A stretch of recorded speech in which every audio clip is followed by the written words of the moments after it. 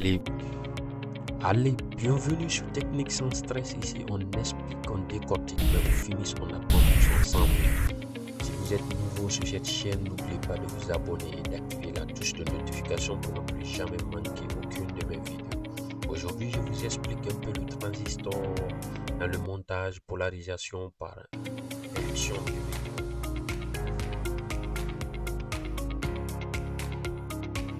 Ici, on a pu énumérer deux rôles principaux, le rôle de stabilisation et le rôle d'indépendance un peu par rapport au gain bêta. Parlant de stabilisation, ce montage présente en lui-même un autostabilisateur, c'est-à-dire lors du fonctionnement du transistor dans ce type de montage, lorsque la chaleur augmente, ce qui va entraîner une augmentation du courant du collecteur. Et lorsque le courant du collecteur augmente, que se passe-t-il dans ce montage? Ici, comme vous le voyez, il y a une contre-réaction. La tension augmente, c'est-à-dire le courant du collecteur et le courant à l'émetteur commence à remonter. Qu'est-ce que va-t-il se passer? Lorsque la tension augmente ici, la tension VPE diminue, c'est-à-dire la tension de seuil diminue. Cela entraîne une diminution du courant de la base. Donc, dès que le courant du collecteur augmente, directement, la tension augmente et VPE est réduit. Le courant au niveau de la base aussi est réduit. Donc, c'est un autostabilisateur. Ça permet de garder longtemps le transistor. C'est-à-dire même quand la chaleur augmente, il a en lui ce mécanisme qui permet de protéger le composant. Pourquoi je dis que c'est un autostabilisateur? Parlant aussi de l'indépendance par rapport au gain bêta, nous savons tous la relation, cette relation, on a dit IC égale à IB fois le gain bêta. C'est-à-dire que le courant du collecteur dépend du gain. D'accord?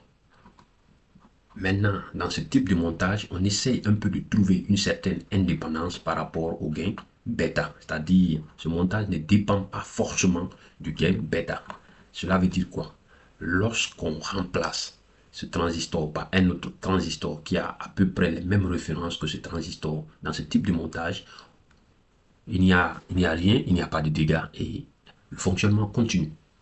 Donc, mais si la résistance RE n'existait pas, lorsqu'on change ce transistor, on met un autre transistor, ce transistor va toujours brûler.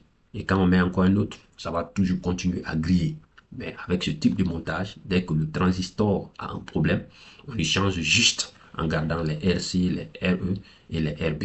Donc c'est l'avantage majeur de ce type de montage. Donc c'est un montage qui est vraiment favori pour les fabrications en série. Donc voilà un peu en gros les deux rôles principaux de ce type de montage.